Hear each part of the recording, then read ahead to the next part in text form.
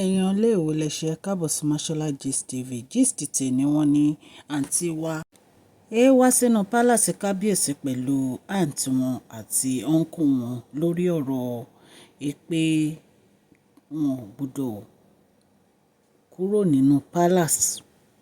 Ẹ mọ̀ pé ó ti tó ìjọ́ mélòó kan ní ìsìn tí a ti ń sọ fún yín pé àǹtí wọn wá sínú pálàsì láti wá rí kábíyèsí lórí ọ̀rọ̀ yìí pé kábíyèsí ní pé kí wọ́n move lọ sí olórí quarters èyí tí kábíyèsí rà fún wọn. Ṣùgbọ́n wọ́n ní àǹtí wa ní tí àwọn bá ti kúrò nínú pálàsì yẹn ó ti parí nìyẹn pé kábíyèsí ò ní time fáwọn mọ́, wọn ò ní ráyè tàwọn mọ́. Wọ́n wá ń bẹ kábíyèsí wípé kí àwọn move lọ sí ayaba quarters èyí tó wà nínú palace. Ṣùgbọ́n ṣe mọ̀ pé ìgbà tán kọ́kọ́ wá wọ́n ní àwọn fẹ́ lọ wá ilé táwọn máa rà ni. Ìgbà tó tún yá wọ́n tún padà wá pé àwọn fẹ́ wà nínú palace.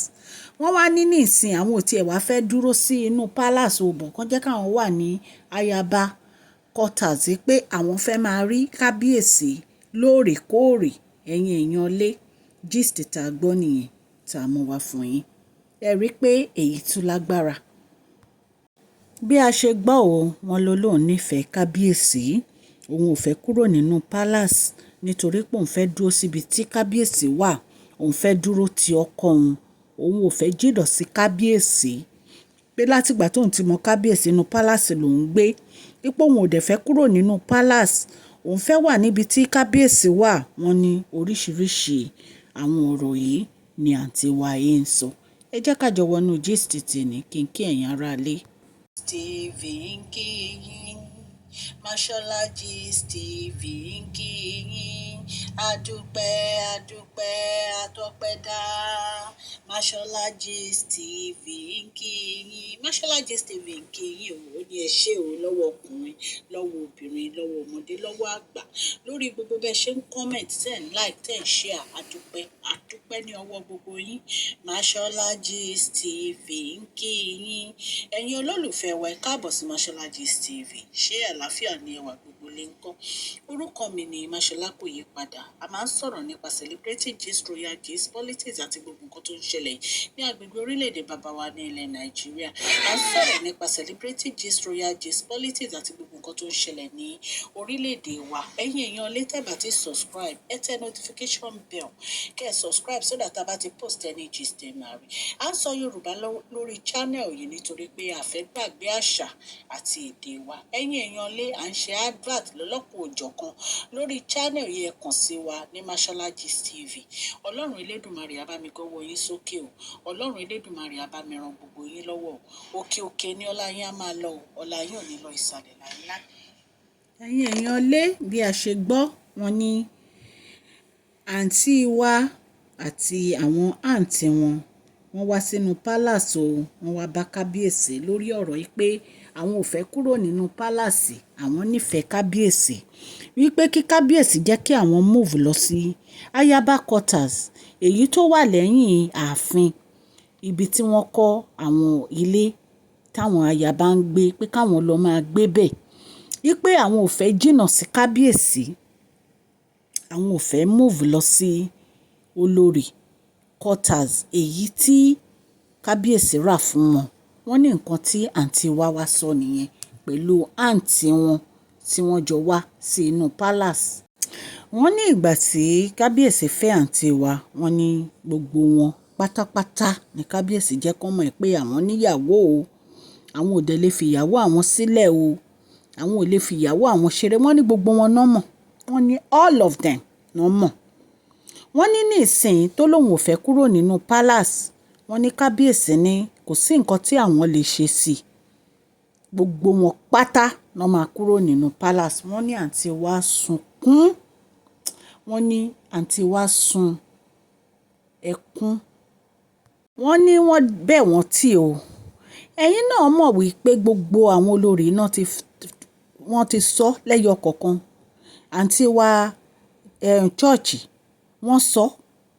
Lẹ́yìn yẹn Dr. Elizabeth sọ wípé kábíyèsí máa ń tẹ̀ máwọn létí páwọn ò fi ìyàwó àwọn ṣeré, àwọn love ìyàwó àwọn dẹ̀ máa mú ìyàwó àwọn padà wá sínú palace.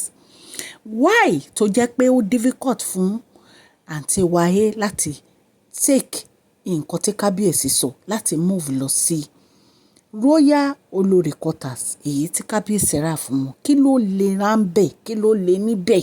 Nǹkan tí a mọ̀ nìyẹn.